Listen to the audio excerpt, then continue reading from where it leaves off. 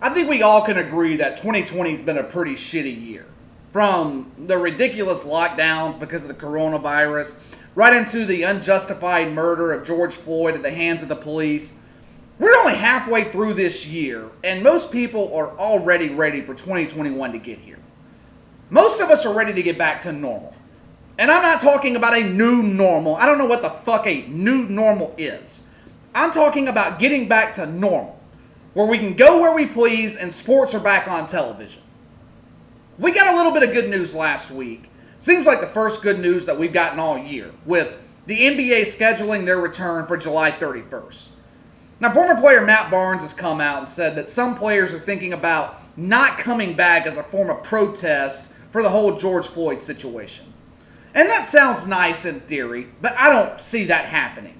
It's funny how people's minds tend to change when millions of dollars are at stake. I talked about the return of the NBA in the last week or two, maybe a couple of times, but it was more about specific teams, specific instances. Today I'm going to look at it in a more general sense and determine the biggest winners and the biggest losers in the return of the NBA.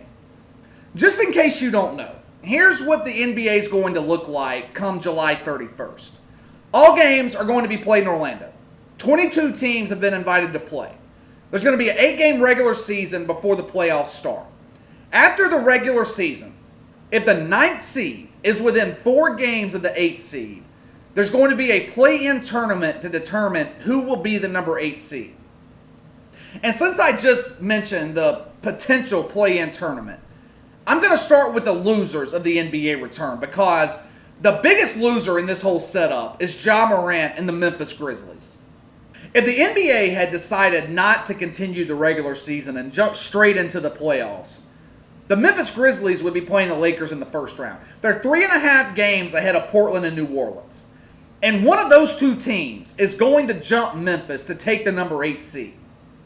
To be perfectly honest with you, that is exactly what the NBA wants. What the NBA really wants is Zion Williamson versus LeBron James in the first round of the playoffs. That is the reason, and the only reason, that they included this buffer of this play-in tournament. Just in case New Orleans doesn't take the 8th seed during the end of the regular season. Let's give them one more opportunity, one more chance. We'll give them a play-in tournament. I don't need to sit here and explain to you why the NBA wants Zion and LeBron in the first round. It should be self-explanatory. The Grizzlies are one of the least popular teams in the league. Hell, they're hardly supported locally in Memphis. They're near the bottom of the league in attendance every season. If I asked you to name another player on the Memphis roster besides Ja Morant, I suspect that most of you wouldn't be able to do it. You'd probably say Marc Gasol, who was traded to Toronto last year. Ja Morant is a future star, but he is not there yet, not on a national level. Zion Williamson, on the other hand, entered the NBA as a superstar. The NBA hadn't had that high profile of a player coming into the draft since LeBron James did in 2003. The stories in a Lakers-Pelicans first-round series write themselves. But if the NBA can't get Lakers-Pelicans, they can't get Zion LeBron, they'll settle for Portland. I mean, the Blazers have 2 stars in Dame Lillard and CJ McCollum. Even though I'm a diehard Pelicans fan, I actually think the Blazers would have a better chance at pulling an upset on the Lakers than the Pelicans would. Portland's going to have Nurkic and Zach Collins back in the lineup for the first time all season. They have the same nucleus that made it to the Western Conference Finals last year. On a national level, no one gives a shit about Memphis, LA in the first round. It would be a disaster for the NBA ratings-wise. Adam Silver made a smart business decision and did everything that he could to stack the deck against Memphis making the playoffs. All right, another loser of the NBA coming back. My favorite sport, Major League Baseball. This league has been on life support in this country for years in terms of national relevancy. There has never been a time in my lifetime where Major League Baseball has been watched by fewer people. And it's about to get worse. And it could be a permanent thing. First of all, The NBA's return plan destroys a potential return in the playoffs for Major League Baseball. And I'm assuming at this point that baseball will return. I haven't heard anything about it returning. I tried to Google it to see if there was any news on it. I couldn't find anything. The only thing I could find was an ESPN article that was posted a week ago that said baseball could return by July for a 50-game season, but nothing was set in stone. Now, what is the most important month for Major League Baseball? October, which will be completely overshadowed this year by the NBA Finals and the NFL regular season. More importantly, though, for the future of baseball and its growing irrelevance, is how the NBA schedule could change forever going forward. The NBA already largely overshadows baseball during its regular season.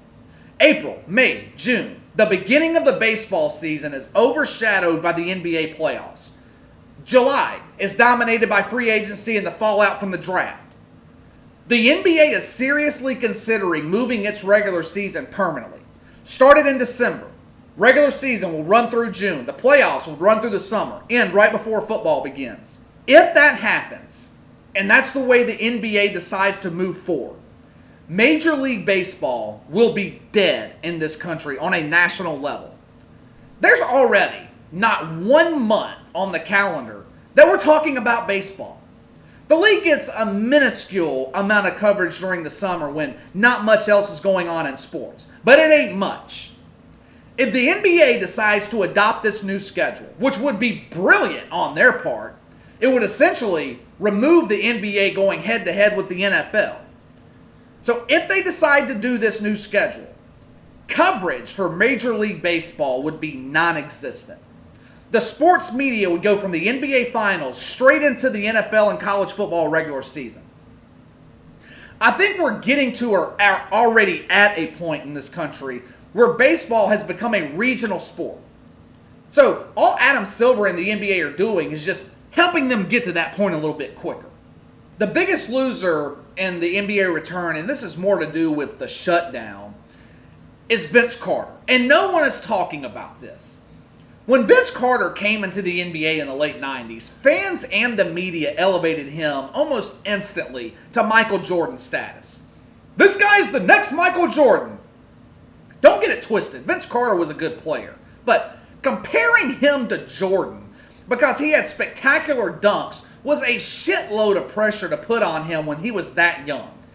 And obviously, he never lived up to the hype. Even still, Vince Carter has had a Hall of Fame career, and it is ending with no fanfare, no media attention, nothing, just gone, finished. His final NBA game was played in an Atlanta Hawks uniform, a loss to the New York Knicks on March 11th.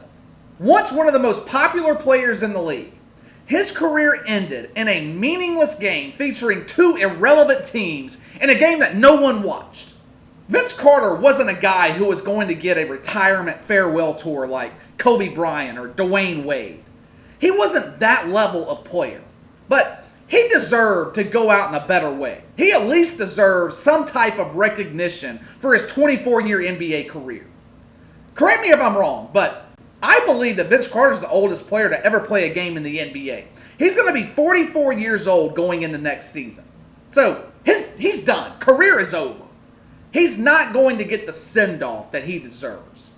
All right, let's get to the winners of the restart of the NBA. And I think the biggest winner, obviously, is LeBron James. I talked about this yesterday. The sand is running out of the hourglass of LeBron James's career. Even before the league was shut down, this was probably going to be LeBron's final opportunity at a shot at a championship. He's going to be 36 years old next season. Teams in the Western Conference are going in the opposite direction that the Lakers are going in. The Lakers are full of old fucks, veteran players, alongside Anthony Davis. It is a roster full of guys in the twilight of their career. And no help is on the horizon. The 2020 free agent class is garbage. The draft, garbage. If the NBA had canceled its season, it would have taken away potentially the last opportunity that LeBron is going to get at an NBA title. Now, fortunately for him, That's not going to be the case. And if the Lakers do win it all, they won't, but if they do, I don't want to hear anything about there being an asterisk next to the championship. If anything, I think LeBron winning the title this year will be even more difficult than it would be if things were normal. You're essentially playing every playoff game on the road, away from your family, across the country in Orlando. There's going to be no fans in the arena unless Adam Silver wakes up and realizes that we were fed a bunch of lies on this coronavirus and he allows fans in the arena. These guys are going to have to adapt to an entirely new situation, all the while competing in playoff basketball. I talk about this all the time. Professional athletes are all about routine, all about schedule, comfort. And their routines are going to be completely thrown off when play resumes.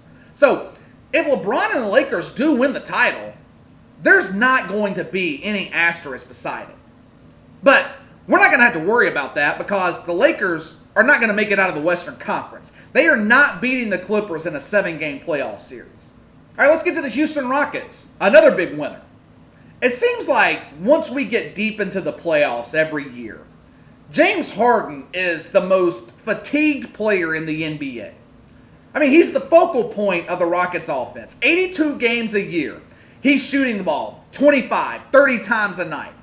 His usage rate is one of the highest in the league. He runs the point for the Rockets, expends all of his energy. And even though he doesn't do shit on the defensive side, by the time we get to the playoffs every year, James Harden's exhausted. As a result, we usually see his production drop in the playoffs. I remember Game 7 a couple of years ago in the West Finals when the Rockets were playing the Warriors. And James Harden, and for that point, every other player on the Rockets roster, could not make a three-point shot for 3/4 of that game. The entire team was worn out. That's not going to be the case this year for the Rockets in the playoffs. Both James Harden and Russell Westbrook will be fully rested. We should see regular season James Harden in the playoffs now. Even still, the Rockets aren't going anywhere. They traded away Clint Capella a few months ago, which I did not understand. The only big man they had on this roster. Houston is god-awful defensively. They are not going to be able to get stops, but at least we're going to get to watch James Harden light up the scoreboard until the Rockets get bounced in the first round. All right, another big winner, the Golden State Warriors. Well, how are the Warriors a winner? They're not even going to be playing in Orlando. I know. But the Milwaukee Bucks will. See, if the NBA had canceled this season, Giannis probably would have stuck around Milwaukee for the final year of his contract next year to see if the Bucks could compete for a title. And if they couldn't, he would have just left in free agency.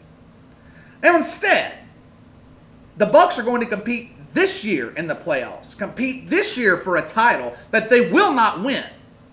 And Giannis will be looking to leave Milwaukee before the final year of his or in the final year of his contract. He's going to end up in the Bay Area with Steph Curry and either Klay Thompson or Draymond Green. With the NBA returning, the Warriors are not going to have to wait another year to get Giannis to Golden State. They're going to be able to make it happen sooner, possibly before the start of next season. All right, last but not least, and some might argue that this is the biggest winner, fans of the New York Knicks. Now, obviously, the Knicks are not going to be playing in Orlando. They continued their rich history and tradition this season of not making the playoffs. So fans of the New York Knicks won't be subjected to some of the worst basketball in the NBA until late December. By the time next season rolls around, Knicks fans will have went over 9 months without having to watch bad basketball in Madison Square Garden, without having to deal with James fucking Dolan. And if you're a fan of the New York Knicks, that is a beautiful thing. All right, that's all for today. Make sure to hit that like and subscribe button for me. Click the notification bell to receive all updates from the channel. Appreciate those that have already done so. Leave me a comment in the section below. Let me know who your biggest winners and biggest losers are of the restart of the NBA season. You can follow me on Twitter at KC_BTL84. Send your questions to BTLKC84@gmail.com. I will see you guys next time.